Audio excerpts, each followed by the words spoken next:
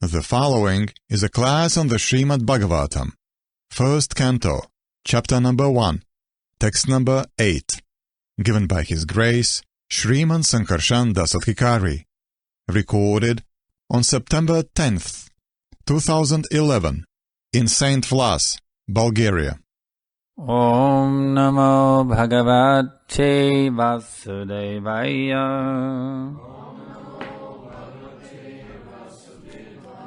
Om Namo Bhagavate Vasudevaya. Om Namo Bhagavate Vasudevaya. Veta Tavam Saumya Tat Sarvam Tatvataha.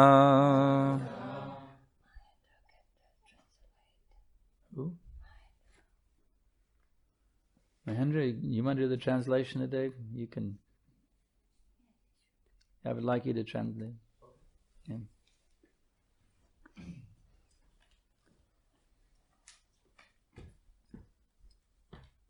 Take advantage of Mahendra Prabhu's presence here.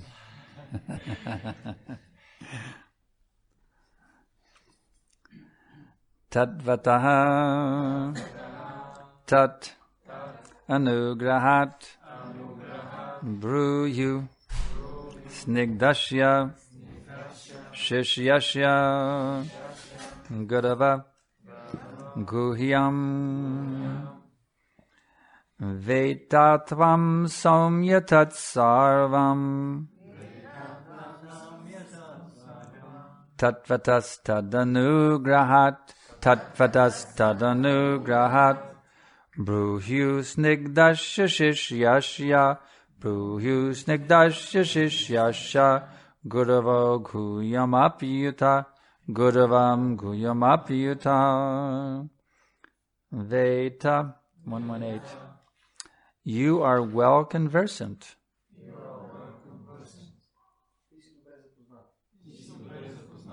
Tvam, your honor.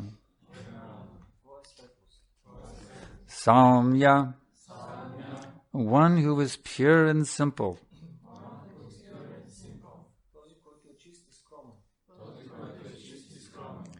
Tat, those.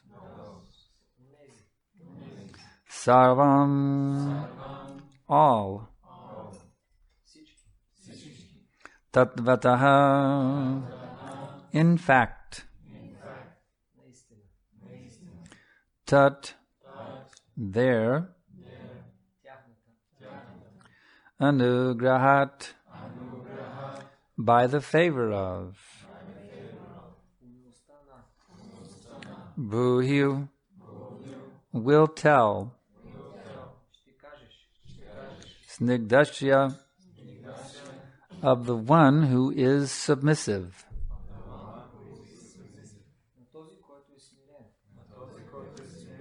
Shishyashya, of the disciple. Guravaha, the spiritual masters. Guhyam, secret. Apiyuta, endowed with. Translation and purport by Srila Prabhupada. And because you were submissive, your spiritual masters have endowed you with all the favors bestowed upon a gentle disciple. Therefore you can tell us all that you have scientifically learned from them. Purport. The secret of success in spiritual life is in satisfying the spiritual master and thereby getting his sincere blessings. Srila Vishwanath Chakravarti Thakur has sung in his famous 8 stanzas on the spiritual master as follows: I offer my respectful obeisances unto the lotus feet of my spiritual master. Only by his satisfaction can one please the personality of Godhead. And when he is dissatisfied, there is only havoc on the path of spiritual realization. It is essential, therefore, that a disciple be very much obedient and submissive to the bona fide spiritual master. Srila Sutta Goswami fulfilled all these qualifications as a disciple, and therefore he was endowed with all favors by his learned and self-realized spiritual masters, such as Srila Vyasadeva and others. The sages of Naimisharanya were confident that Srila Sutta Goswami was bona fide, therefore they were anxious to hear from him. Vandeham Shri Guru Shri Jatha Parakamalam Shri Gurun Vaishnavamscha Shri Rupam Sagrajatam Sahagana Ragana Tanvitam Dam Sajivam Sadaitam Savadutam Parijana Sahitam Krishna Chaitanya Devam Shri Radha Krishna Padan Sahagana Lalita Shri Vishakanvitamscha. So, these sages of Naimisharanya, they are very much appreciating Srila Sutta Goswami.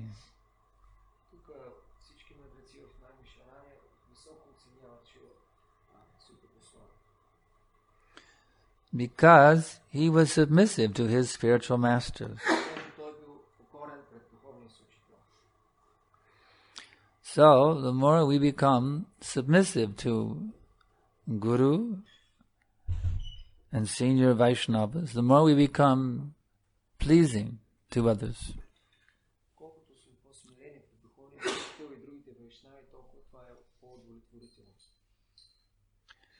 By this submissiveness to Guru and Vaishnavas, we develop the quality of compassion.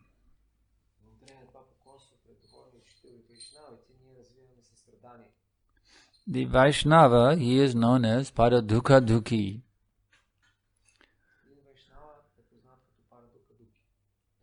He is very much pained in his heart to see the suffering of others. He cannot tolerate to see other people suffering in illusion. Therefore, he embraces the mission of Chaitanya Mahaprabhu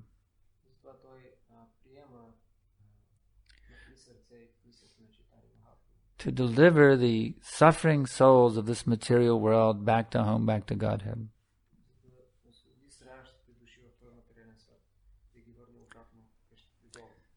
The secret of success in regards to successfully propagating this Krishna consciousness movement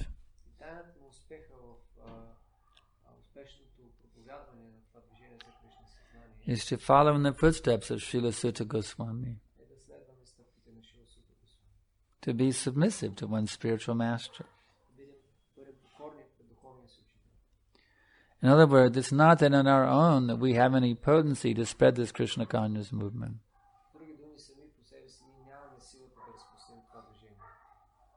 We humbly feel ourselves and understand ourselves simply to be instrumental.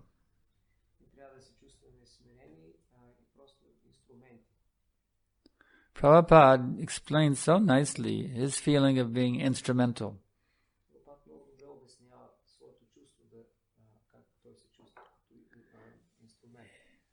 He said, I have no bhakti and I have no Vedanta, no knowledge and no devotion, although I've been designated as Bhakti Vedanta.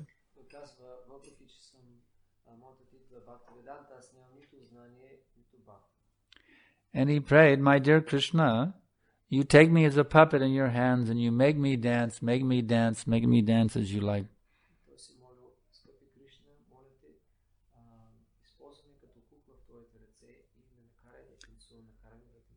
This is the secret. Don't try to be the doer. Simply be instrumental in the hands of your spiritual master. However your spiritual master engages you, that is your perfection.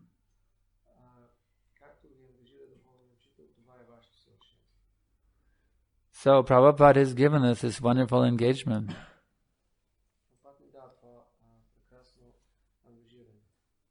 To practice this sadhana bhakti, chanting at least 16 rounds every day on japa mala, following these 4 regulated principles. No illicit sex, no meat eating, no intoxication, no gambling. To work together as a spiritual family for enhancing the Krishna consciousness of each other,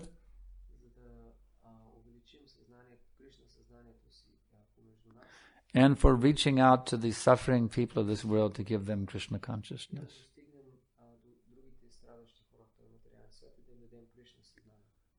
This is called dharma. This is our duty, given to us by our founder Acharya. His divine grace, A.C. Bhaktivedanta Ti Dandi Goswami Maharaj Prabhupada. So the more we become submissive to Srila Prabhupada's instructions,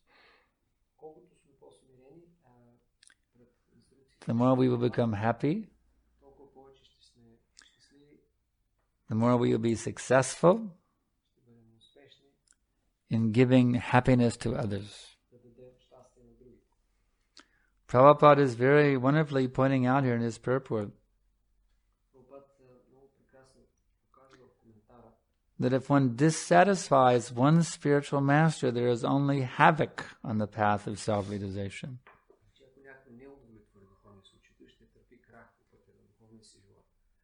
So it's either one way or the other.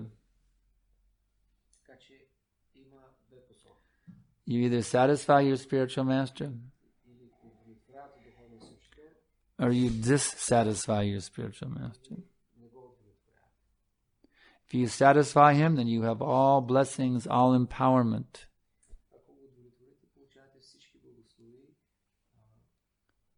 If you dissatisfy him, you're like Arjuna at the beginning of the Bhagavad Gita. You have no potency. Arjuna could not even execute his ordinary worldly duties because he was not properly situated submissively to his spiritual master.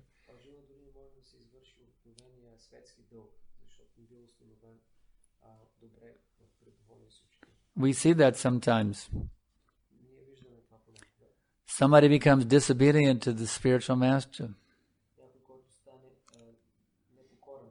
And then they can't even earn a living even. They're not even able to do an ordinary work. What to speak of devotional work?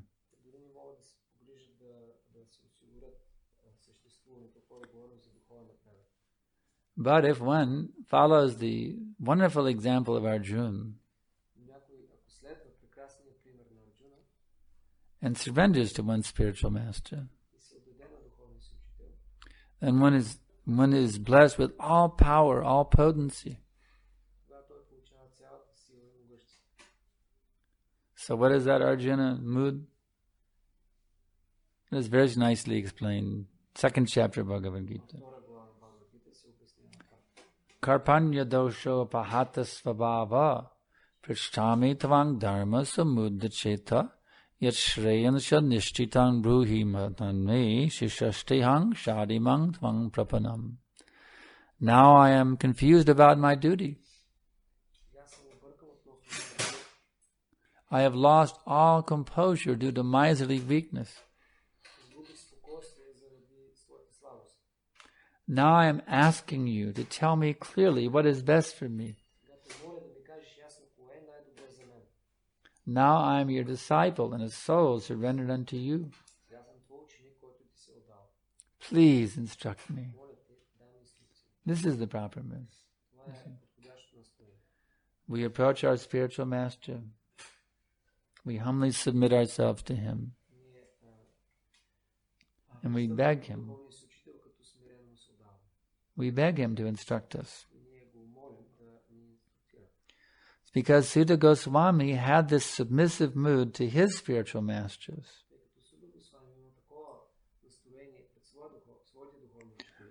The sages of Naimisharanya had full confidence to hear from Sutta Goswami.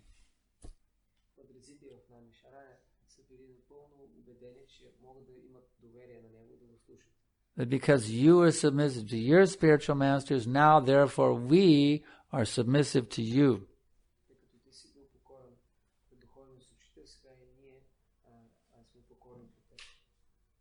There's some very interesting words in this verse. The sages say, therefore you can tell us all that you have scientifically learned from them.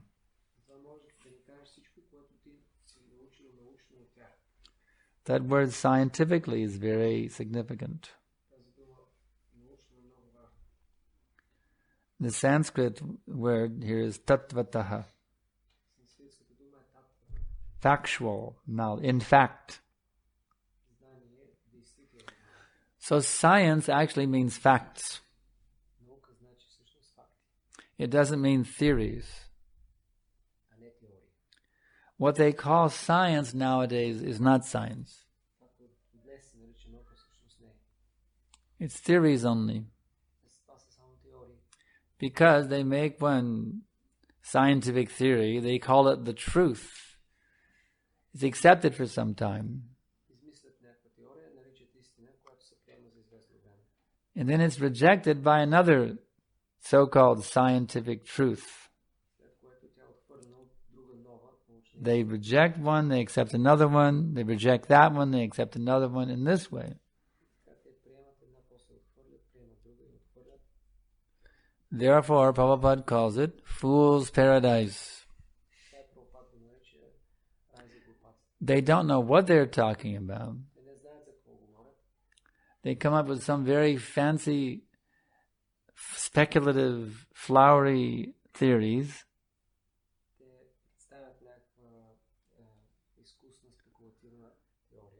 With all kinds of big words that the common layman doesn't even know what they're talking about.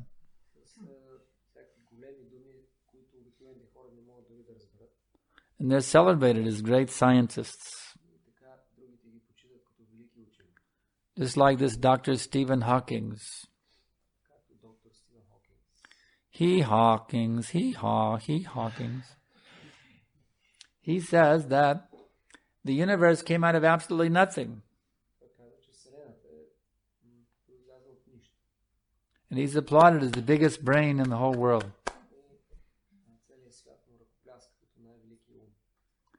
But science means experiment and observation.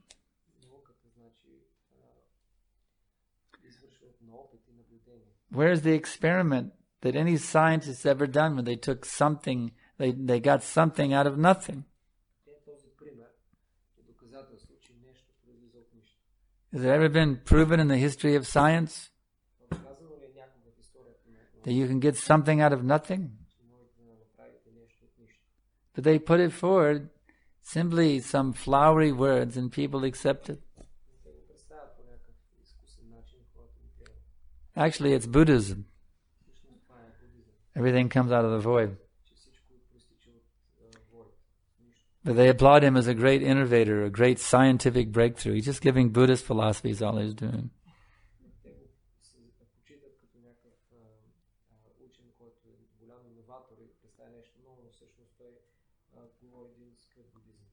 But this Buddhist philosophy is actually an absurd philosophy. That everything is void. Nothing really exists. Then why are we, if nothing exists, then why are we here trying to figure out what is the purpose of existence if nothing exists?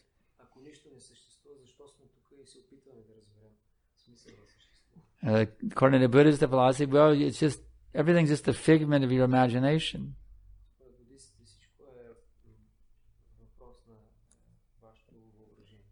That means my imagination is real. I'm imagining.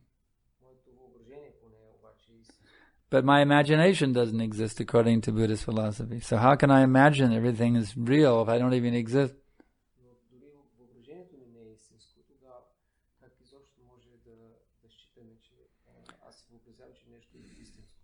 So these ridiculous philosophies, whether they're directly presented as Buddhism or presented as science, they don't answer the questions of why we exist.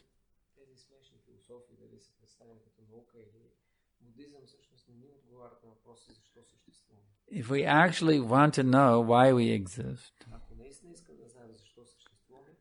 we must go to that person who knows things tattvataha, in truth. That person who knows factually things scientifically as they are. That is the person who is submissively heard from the bona fide spiritual master. And because he is submissively heard from the bona fide spiritual master, he is also spiritual master.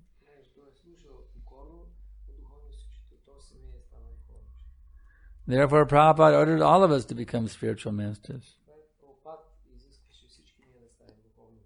to spread this knowledge to the suffering people of the world. Actually, it was Lord Chaitanya's order.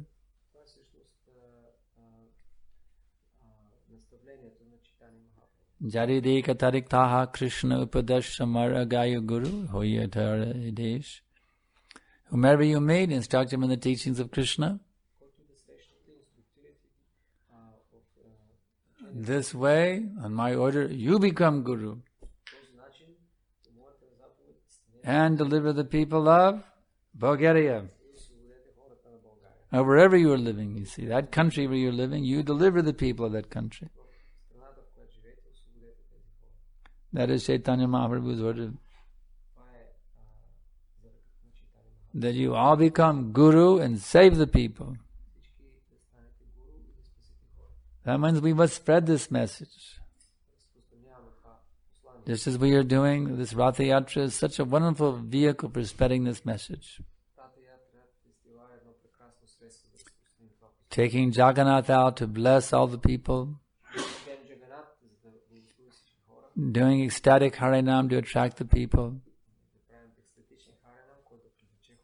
Distributing books. Distributing prasadam. Let everyone come and become attracted to Krishna. This is not artificial. Deep within the heart, everyone is already a devotee of Krishna. It's simply covered, that's all.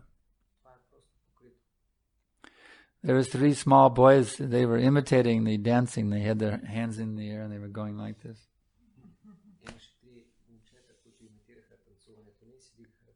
They were having fun imitating the dancing devotees. They didn't realize they were stepping into their actual identities as followers of the Lord.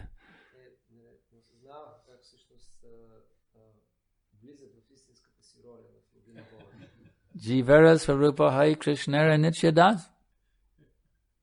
They are all devotees of Krishna. All those 3 boys are devotees of Krishna. They just forgot. But now in fun, in imitation, now they're becoming devotees again. You see?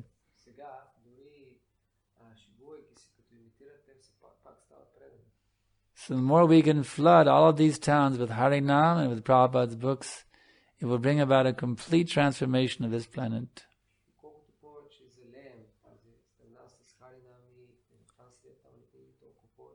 Everyone will become happy. There'll be no more war, no more terrorism. People will come off the animal platform and become the human beings, finally. As long as the people are in the animal consciousness, there will be problems. You cannot avoid it. Therefore, we must bring them from the animal platform to the human platform.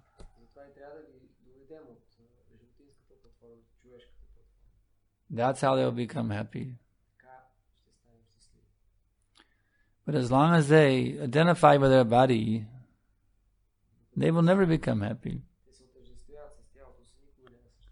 Yashatma buddhi kunape tritaduke svadi kalatradi shubhoma ijadi yatirta buddhe kunape yatirta bule salile nakara chij janesha vagesha saeva gokaraha.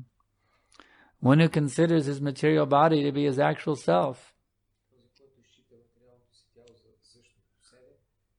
one who considers his place of birth to be a holy place of pilgrimage,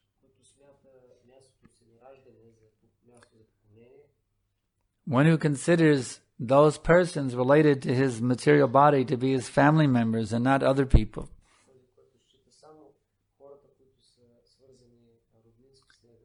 and one who goes to a holy place of pilgrimage simply to take bath but has no eagerness to hear from the saintly teachers there,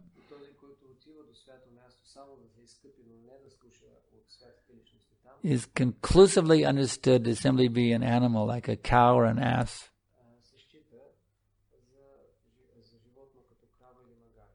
So we have to, first of all, realize these things ourselves. I'm not a woman, I'm not a man. Nahang vipo nacha nadapatir napi vaisho nushudro Nahang varni nacha grihapatir vanasto yatirva kintu projanya kalapadamananda pranabravder gopi partu padakamalayur dasa dasanu dasa. I'm not a Brahman, Kshatriya, Vaishya, or Shudra. I'm not a brahmachari, I'm not a grahastha, I'm not a vanaprastha, I'm not a sannyasi. I am simply the servant of the servant of the servant of those two lotus feet of Lord Sri Krishna.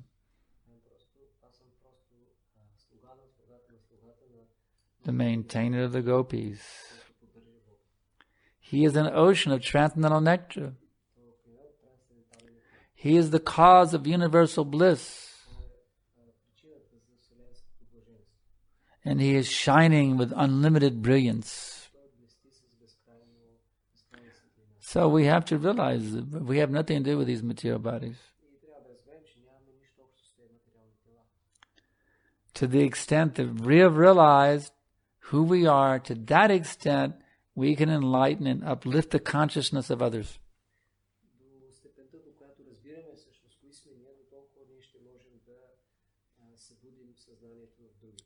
So, just as a doctor has to have very good hygiene,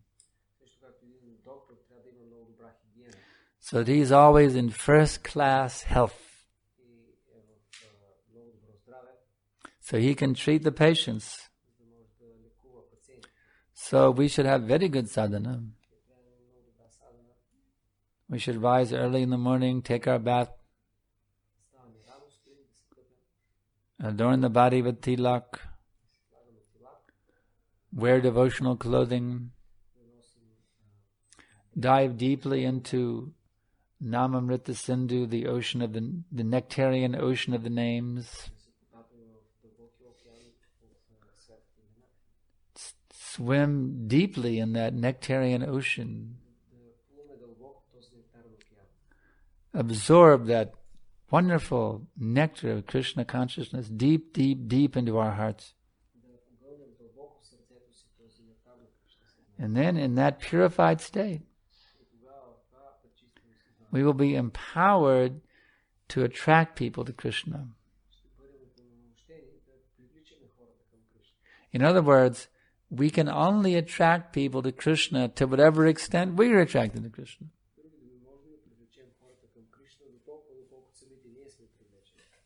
So we should try to just become completely, totally attracted to Krishna. There are various stages of becoming advanced in Krishna consciousness. They are described by Rupa Goswami. Adav Shraddha Tata Saru Sangata Bhajana Kriya Tato Narta Nrittishat Tato Nishtarujis Tataha Atasaktis tato bhava pramanchati sadhakanam mayang prema pradurbhava bharvatkramaha. In the beginning, there must be faith. That is the first step, shraddha, or faith. And then sadhu sangha, one becomes interested to associate with the pure devotees. The next stage, Bhadana Kriya. One becomes initiated by the bona fide spiritual master and executes the regulative principles of devotional service under his orders.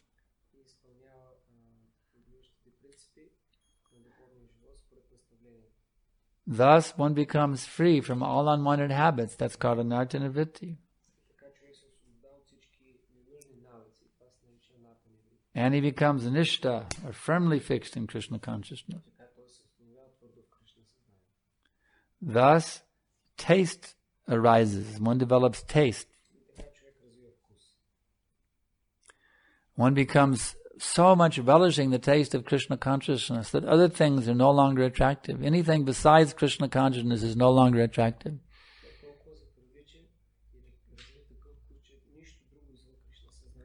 And then one must achieve the asakti stage, where you become totally attached to Krishna.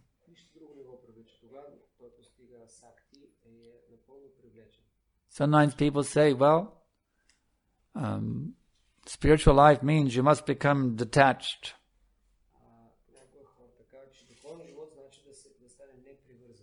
That is not our philosophy. Our philosophy is you must become attached. The more you become attached, that is your advancement in Krishna consciousness. And when your attachment becomes very, very strong, that's called asakti. And that's called the sadhana bhakti. Beyond that, you go into the raganuga consciousness. So one should advance to that platform of becoming completely, totally attached to Krishna. And then what will happen after you come to asakti and you keep advancing in Krishna consciousness? Your emotions will intensify. That is the bhava stage. And then finally there's the awakening of pure love of God within the heart, where you have constant, uninterrupted association with Krishna in personal loving exchange. So this is the gradual development of love of God in the heart of the devotee who is very serious about making advancement in Krishna consciousness.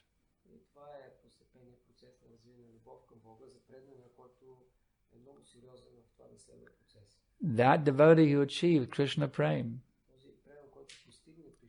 he can be you or he can be me.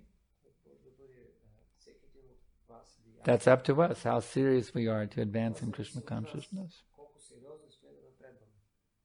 Do I simply want to become a well-respected member of the devotee community? Is that my only goal?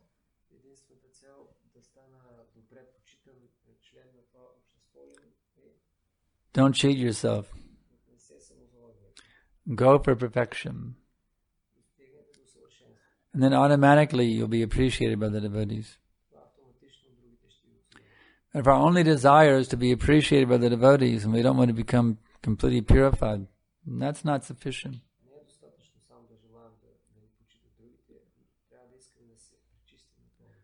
There are many people in this material world who are very much appreciated, but they are rascals. So we have to develop that pure loving mood for Lord Shri Krishna. And that will be our success. And we can awaken that pure love of God within the heart. So I can ask now if there's any questions.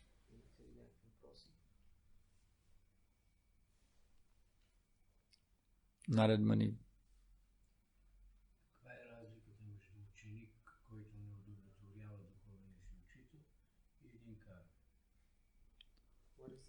is the difference between somebody who displeases his spiritual master and one karmic?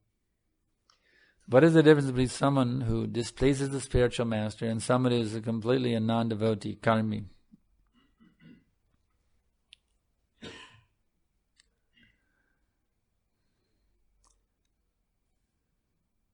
Karmi or non-devotee means he has no connection with Krishna. He's completely lost.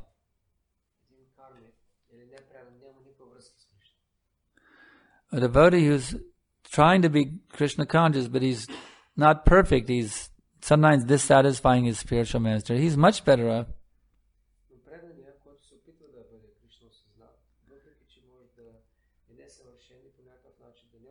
He's 1,000 times better than the non-devotee. Because it's not expected. Immediately you can become perfect in Krishna consciousness.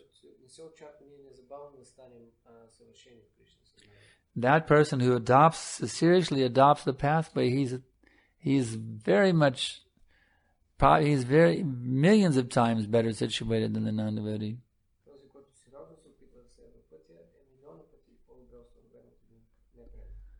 Prabhupada was very displeased with us and very pleased with us also.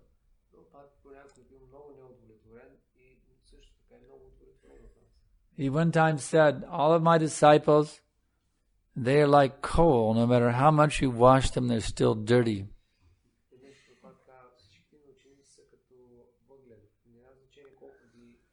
So, Prabhupada was very dissatisfied with our nonsense.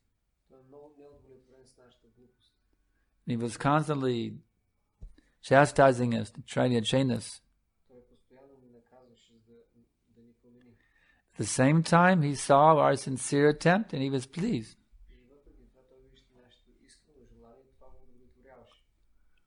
So even if one is sincerely trying, but is displeasing, that's all right. You'll get corrected.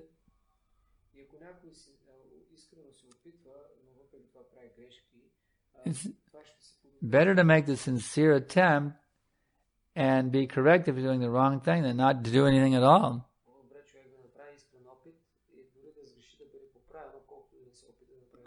Because then you get trained. I've come to serve my spiritual master. I don't know what I'm doing. I'm making this mistake and that mistake, but I sincerely want to serve him. So he'll say, don't do like this, do like this. So in this way you learn to become expert, you see. You can't expect to be expert immediately. To become expert requires training. So the spiritual master, he will train you. So never think that, better I displease my guru, therefore I better just give up Krishna consciousness.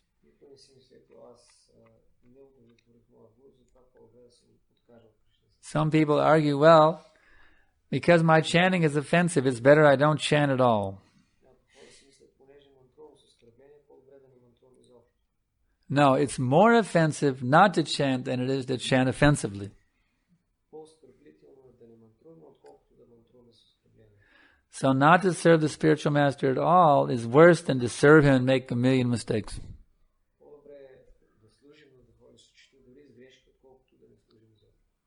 So whether one is a complete bumbling idiot or one is expert, one should serve one's spiritual master to the best of one's ability.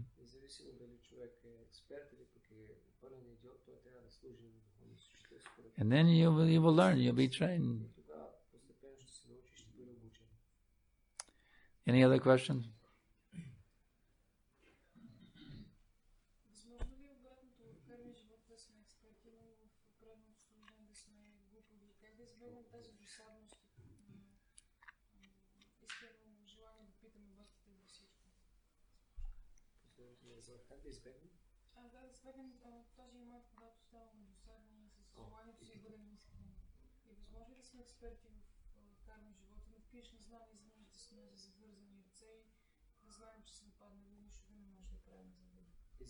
Is it possible that we are very expert material, but in spiritual life to be very much incapable and says, with the tight hands, and how to avoid being annoying to other devotees all the time. How avoid being what? Annoying? Annoying to other devotees all the time asking. So there's two questions. Is it possible to be expert materially and be a complete idiot in devotional service? Sure.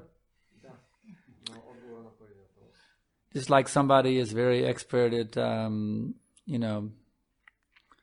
playing the mridanga, but if you put him with a harmonium, they don't know what to do.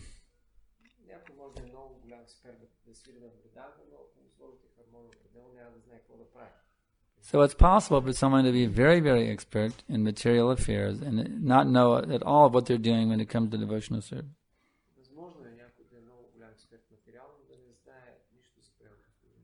So one shouldn't think, well, I'm such a great mridanga player. What's wrong with this harmonium? Why it doesn't cooperate with me?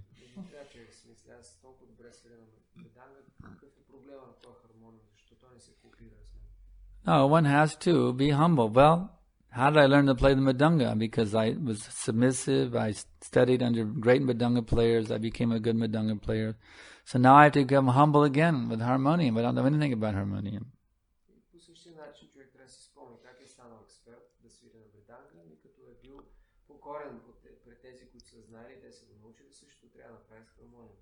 So the same learning process you went through to become expert in material affairs, now apply that same exact technique to become an expert in devotional service.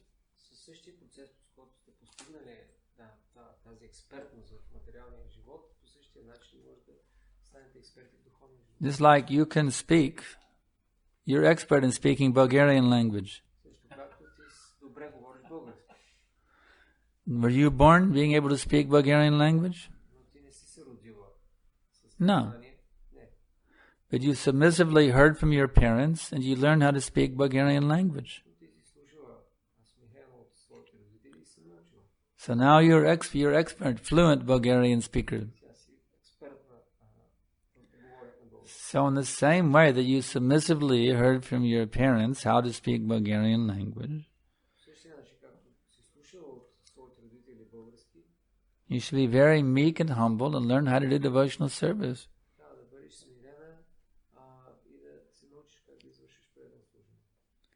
And the second question about how to avoid annoying the other devotees? I just answered it. You have to be meek and humble. If you're proud as a peacock, then you will annoy the devotees. If you're very humble, the devotees are very, very pleased with you. So, come off your peacock platform. Become a very humble Vaishnavi. And then all the devotees will always be very pleased with you. Okay? Thank you.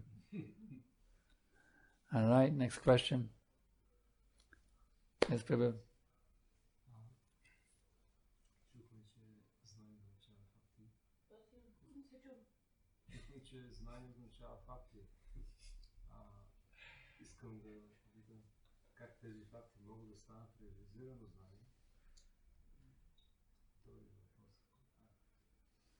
We heard that knowledge means facts. My question is how these facts can become realized knowledge. So we've heard that knowledge means facts. Well, how does this become realized? This is described by Rupa Goswami in the Bhakti Rasamrita Sindhu. Atakshi Krishna Navadi Navavedgrayam Indriyai Sevan Muke Hi Jivado Svayam Evas Padadyadha. No one can understand the transcendental name, fame, form, pastimes, qualities, etc. of Krishna with their blunt, materially contaminated senses.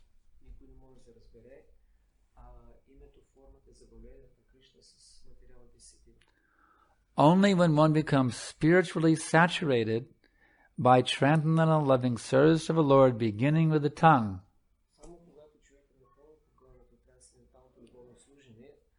or the transcendental name, fame, forms, qualities, pastimes, etc. of the unlimited Lord revealed to him. Тогава всички тези трансцендентални имена, заблудени форми на Кришна се проявяват пред този момент. So, Prabhu, you simply have to engage your tongue in Krishna's service. Така че просто трябва да си ангажираш езика в служба на Кришна. You must taste Krishna Prasad. Вкусваш Кришна. And you must chant Harinam. Hare Krishna, Krishna Krishna, Hare Hare, Hare Rama, Rama Rama, Hare. And then through this wonderful process of Krishna Bhakti, Тогава следвайки този прекрасен процес на Кришна, you will realize God. ще разбереш Бога. God will no longer be a concept for you. Богът няма да е вече концепция. But when you're bathing the deities, you will see this is God standing in front of you. You will experience this is God. You will tangibly experience it. Когато къпиш муртите пред тебе, ти трансцендентално ще изпиташ как това е самия Кришна. Jagannath is not only standing here. Джаганат не просто стои тук. Jagannath is everywhere. Това е навсякъде. There's nowhere you can look where Jagannath is not there. Everywhere there's Jagannath. Гледаш и той да не е там. You see? So, by engaging your tongue in the service of Krishna, gradually you will see how Jagannath is everywhere. He's in the sky, he's there across the Black Sea, he's in the walls, he's everywhere. Everywhere you'll see Jagannath. Actually, the devotees pray for that day when they can see Jagannath. That my dear Lord Jagannath, now I am covered by lust, anger, greed, madness, illusion, and envy.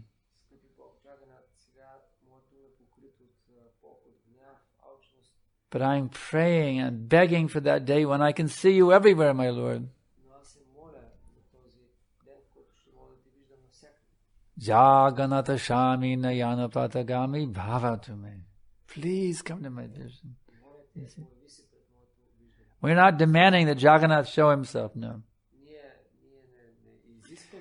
But we are begging that we become qualified to see him.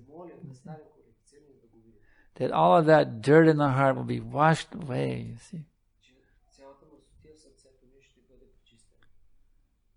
We're begging for that day when we're so pure that Jagannath will want to see us, you see.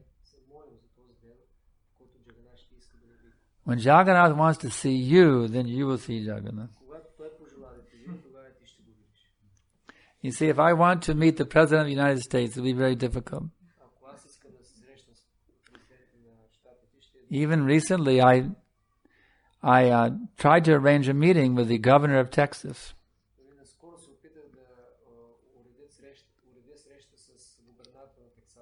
Actually, that governor of Texas, he's running for president of the United States. It is thought by many he will become the next president of the U.S.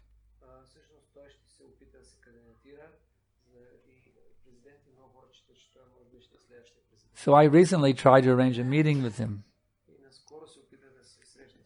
And his office called up and they said, well, he's busy right now, but later.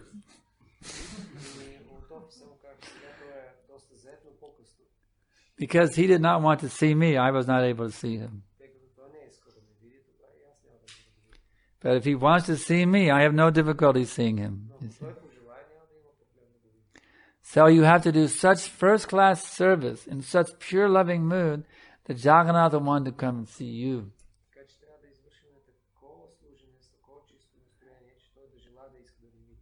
And then you realize God. Try to show the Lord how sincerely you're working to please Him. And then you will realize everything about Krishna consciousness. Hare Krishna. Any other question?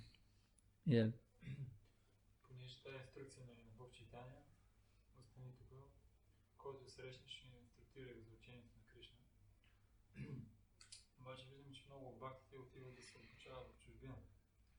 Повечето от тях даже остават там.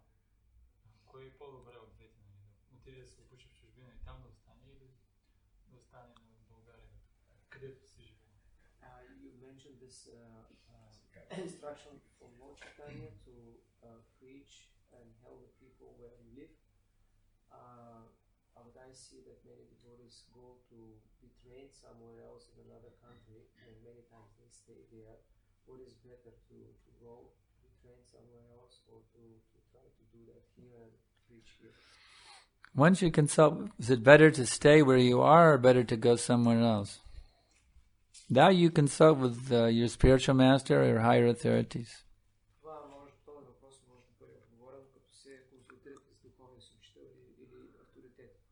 Srila Prabhupada engaged different devotees in different ways. Some he would send to foreign lands to push forward the movement. Some he would keep them right where they were in their country. So I want you to stay where you are. Here in Bulgaria. Preaching, making a spiritual revolution here in Bulgaria. That is called Prabhu Datta Desh. The place of residence given by the spiritual master.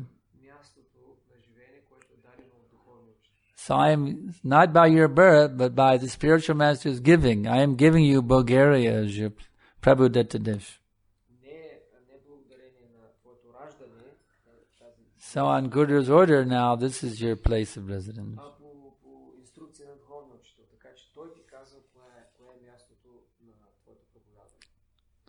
Any other questions?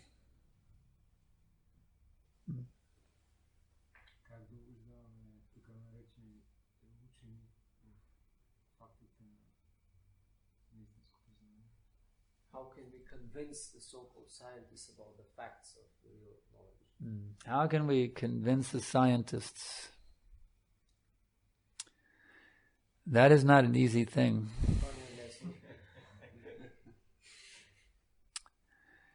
They need a lot of prasadam, that's one thing. A lot of prasadam. There was one scientist who was convinced, actually, Dr. George Wald.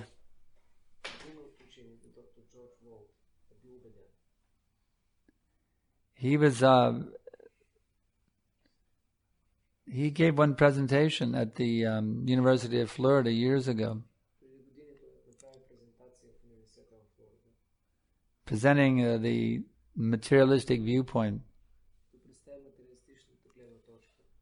And our devotee, Amarendra Prabhu, our temple president of Gainesville Temple, he went there and challenged him in front of everyone.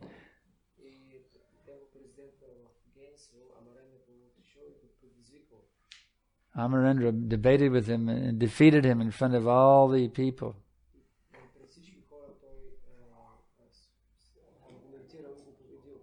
A very heavy confrontation he had with him in a huge auditorium.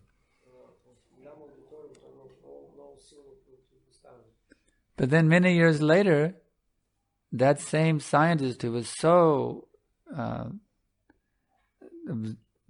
completely materialistic, he became friends with our movement. The Bhakti Swarup Damodar was cultivating him.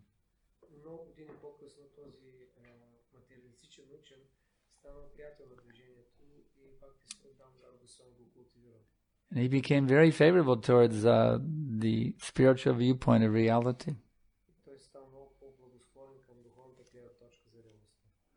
So with such scientists, we have to preach very strongly. At the same time, we have to give them love, give them prasadam. Prabhupada was very expert in preaching to the scientists. He would not allow them to get away with their nonsense philosophy.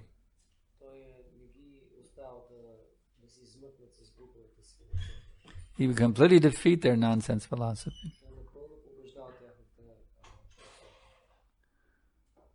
But in a very, very nice way. Always in a very loving, kind, intelligent way, Prabhupada would engage them. There was one scientist in Prabhupada sitting, hearing Prabhupada speak in his garden in Los Angeles.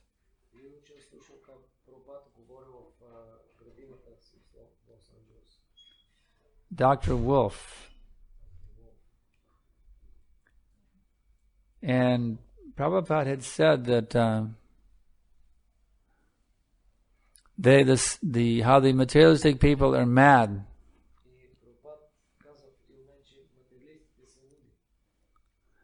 And Dr. Wolf objected that language is too strong. You should say they're stupid.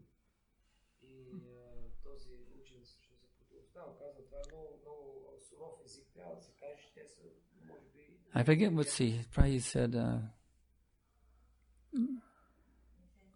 Was it the other way around? It's the other way. He said, Prabhupada's, huh? He continues only. Huh? He said as you are saying. He said it, I said it correctly? Yes. He objected. What was Dr. Wolf's objection? Better to say they're stupid instead of mad? Yeah. Mad is too heavy. And then Prabhupada said, yes, mad is the sum total of all stupidities.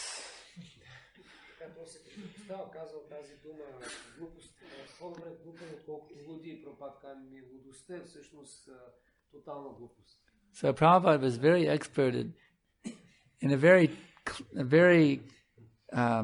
he was very strong and heavy at the same time. He was very charming. He had a very expert way of being heavy and charming at the same time.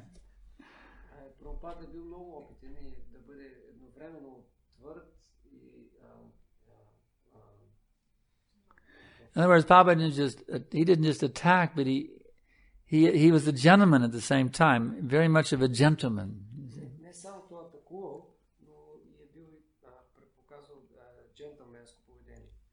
In other words, Prabhupada was he was like hot pickles that are also very sweet. He's so hot you can't stand him, but he's so sweet you can't resist him.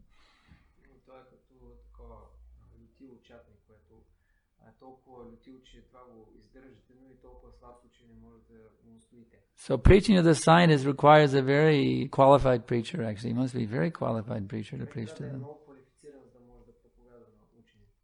You have to be conversant with their arguments also. But Prabhupada's, that one book is very good training for this. Life comes from life.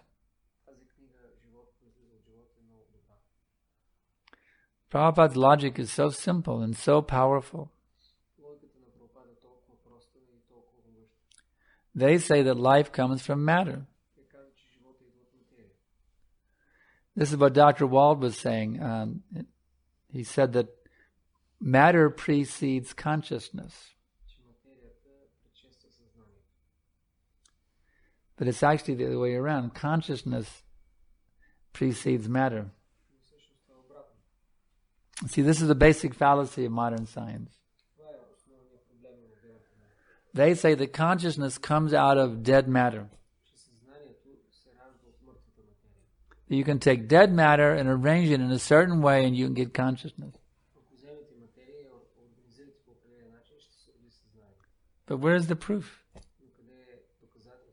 Let them show in the laboratory that you can take dead matter and produce consciousness. But they expect us to believe them. You can't get life out of dead matter. But we see that a living thing produces so many material byproducts.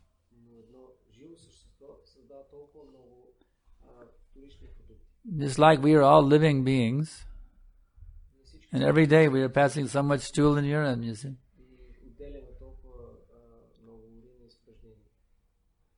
So their whole philosophy is very fallacious philosophy. To deal with a scientist, one should study very carefully, especially that book, Life Comes from Life.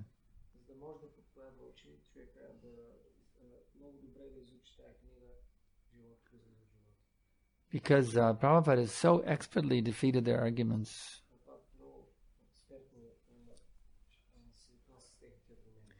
Even if we can get 1 or 2 scientists out of the thousands, that'll be a great victory.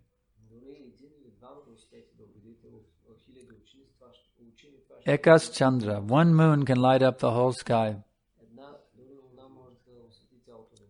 If we can make even one of these scientists a pure devotee, that will be a great revolution. Because then he can write so many books, and he can publish articles in scientific journals. Even one of them, if we can make them one of them a devotee, it'll be a big breakthrough. Our Sadhapruta now, we're very much lamenting his departure. He was a great scientist.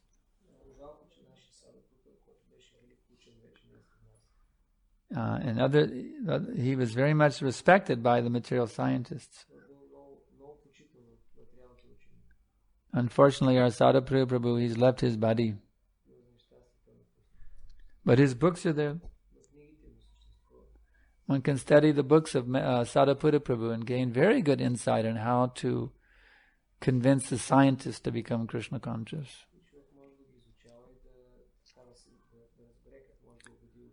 Especially that book, Mechanistic and Non-Mechanistic Science. That book is especially good. So any other questions? Yeah. Един практически въпрос. Някога в преданото служене се натрупват много дейности, чисто физически, както вчера и днес, свързани с пътувания, ратаятри, отново придвижвания, слагане на мултите и същевременно и саданата, която ние изпълняваме, фестинг, т.е. гладуване, както е сега до обяд. Как да преценяваме кои са приоритетни, защото аз ще карам кола и има опасност, когато съм преуморен, да стане лошо нещо. Просто как да преценяваме приоритетите, кое е по-важно в определен момент. He says that sometimes while executing devotional service, physically it's very demanding, like now we have many festivals and traveling, and at the same time we have to do our sadhana, and especially if we are fasting, and he says I have to drive, sometimes this may lead to too much over, to be too weak, and that could be dangerous. How to balance all of this? Well, if you're driving, you better take sufficient rest. That's the thing. The last thing in the world we want is an accident, falling asleep at the wheel and having an accident.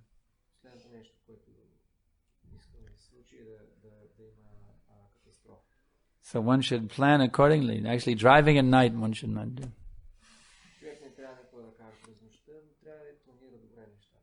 I think we all drove at night last night, but it's not very good.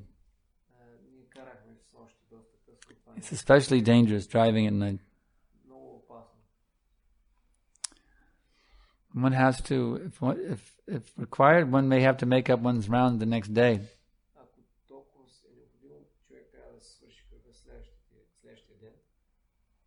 But they must be made up. There's no question of just forgetting about them. It's better to take rest and drive safely and make up your rounds the next day than it is to chant your rounds and get killed in an automobile accident.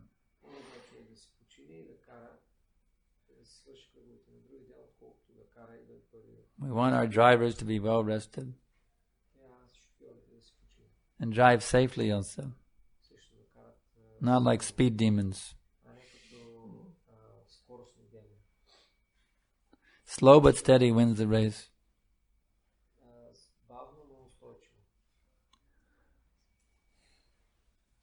Many devotees have been killed. In Riga, Latvia, devotees went to a festival in Russia, and it was on the way back. They had a head-on collision.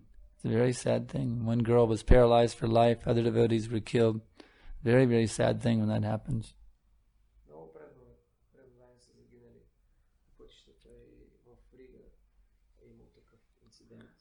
It's a beautiful young girl. Now she's in a wheelchair the rest of her life. You see.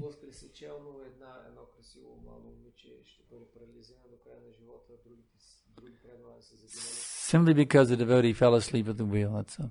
Просто защото той заспал. So we must be very careful in driving. Аз съм много внимателен. But don't waste time in frivolous activities. Не си губете времето.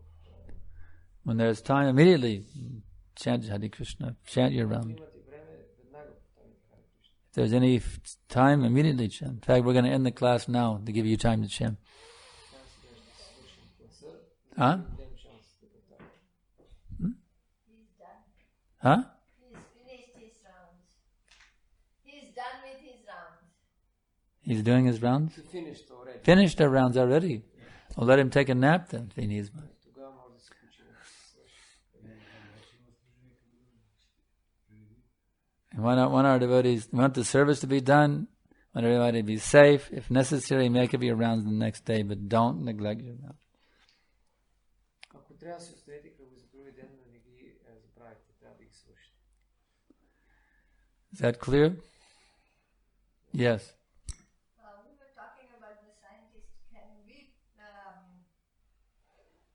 connect this scientist with like Krishna says in Bhagavad Gita that it takes scientists can be considered as jnanis, and then they can take many births to come to understand Krishna. You're asking, can the scientists be understood as jnanis? Yeah. Yes. Може ли да считаме учените категорията на това, което Кришна обяснява в Бхагавад Гита, като гьяни или тези, които ще се раждат много животи, докато го реализират? И отговорът е да. They are trying to understand what is the truth behind this material existence. Те се опитват да разберат каква е истината зад това материално съществуване. The only problem is they're going about it the wrong way. Но проблема е, че са тръгнали по погрешен път. They're putting blind faith in their imperfect senses and the imperfect senses of their colleagues. Те сляпо вярват на своите несъвършени сетива и на сетивата на своите колеги. Anything else? Нещо друго. Okay, we'll stop here. That means that they'll take Huh? it will take them many births to become the devotees. Yes, the question is, she's making a statement, it will take many births. That's it, right. Krishna says there are many births. Това означава, че може да им отнеме много животи, за да станат праведни. That's a fact. It will take many births. So we'll stop here. Thank you all very much. Blagodaria, Srila Prabhupada ki jai.